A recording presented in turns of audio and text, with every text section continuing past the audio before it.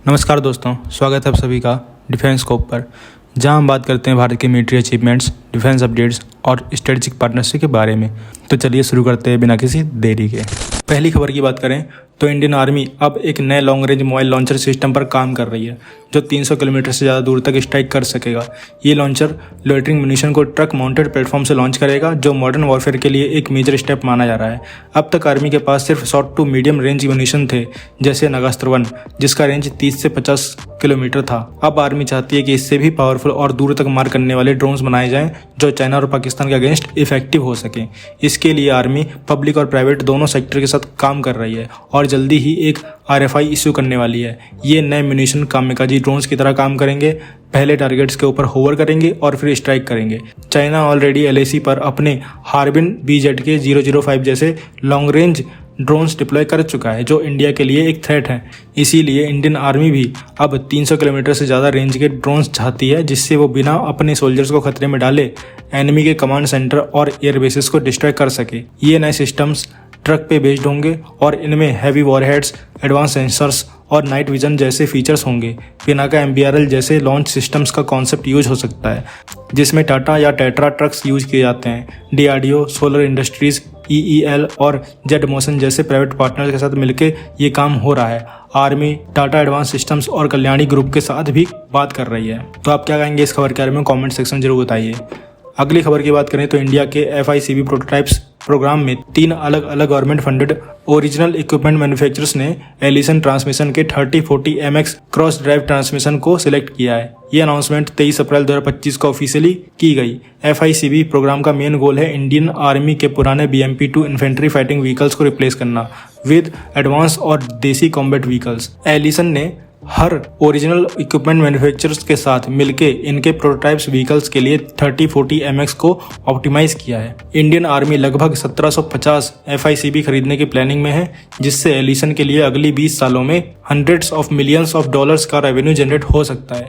Allison transmission के defence programmes के vice president Dana पिटार्ड ने कहा, तीनों government funded original equipment manufacturers द्वारा सिलेक्ट होना हमारे 3040 MX ट्रांसमिशन की ड्यूरेबिलिटी, रिलायबिलिटी और परफॉर्मेंस का प्रूफ है। ये सिलेक्शन इंडियन डिफेंस सेक्टर के स्ट्रेटेजिक गोल से अलाइन करता है और हमारे हाई क्वालिटी इंजीनियरिंग और सपोर्ट के प्रति कमिटमेंट को दिखाता है। ये move make in India initiative के अंडर भी एक स्ट्रॉन्ग स्टेप माना जा रहा है। एलिसन ट्रांसमिशन ने चेन्नई में 15 साल से मैन्युफैक्चरिंग यूनिट बनाई हुई है और 2024 में कंपनी ने अपना मैन्युफैक्चरिंग फुटप्रिंट डबल करने का प्लान भी अनाउंस किया है। 3040 MX ट्रांसमिशन एलिसन के पुराने और ट्रस्टेड X300 मॉडल पर बेस्ड है, जो यूरोपियन CV90 और वॉरियर इन्फेंट्री फाइटिंग व्हीकल में पिछले 30 सालों से यूज हो रहा है। लेकिन 3040 MX में नए एडवांस इलेक्ट्रॉनिक कंट्रोल्स दिए गए हैं, जिससे शिफ्टिंग, टॉर्क कंट्रोल और सिस्टम अपग्रेड्स और बेटर हो जाते हैं। ये ट्रांसमिशन US आर्मी के नए टैंक M10 बुकर में भी यूज हो रहा है। तो आप क्या कहोगे इस खबर के बारे में कमेंट सेक्शन में जरूर बताइए।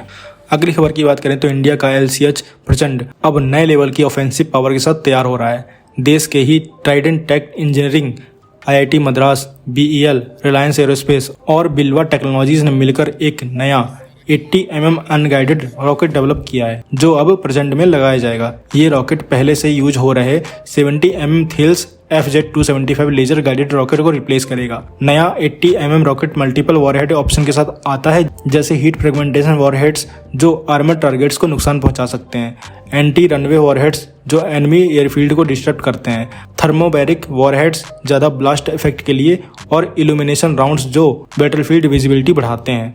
रेंज भी अपग्रेडेड है, जबकि थेल्स का 70 mm रॉकेट अप्रॉक्स 7 किलोमीटर तक काम करता था। ये नया 80 mm रॉकेट 10 से 12 किलोमीटर तक टारगेट को डिस्ट्रॉय कर सकता है। इससे प्रचंड हेलीकॉप्टर को स्टैंड ऑफ डिस्टेंस से अटैक करने का एडवांटेज मिलेगा, जो ज़्यादा सेफ होता है।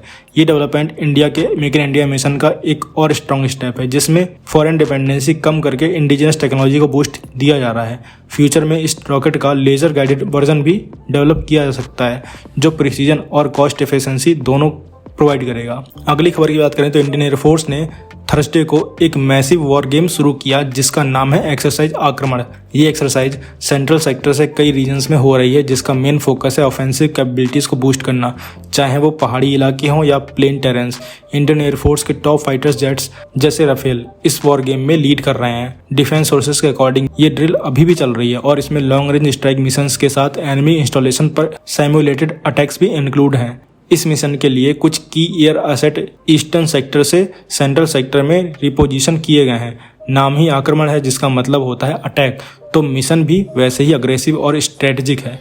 इस एक्सरसाइज का मेन ऑब्जेक्टिव है पायलट्स को रियल कॉम्बैट जैसी सिचुएशन में ट्रेन करना, जिसमें हाई इंटेंसिटी वॉर कंडीशंस का सिमुलेशन भी होता है। Fighter jets ground attack, electronic warfare जैसे कॉम्प्लेक्स मिशन परफॉर्म कर रहे हैं। ANI के मुताबिक इंडियन एयरफोर्स ने मल्टीपल एयरबेसेस से एसेट को मोबिलाइज किया है। इंडियन एयरफोर्स के सबसे एक्सपीरियंस पायलट्स जिन्हें टॉप गन्स कहा जाता है वो भी इस मिशन में शामिल हैं।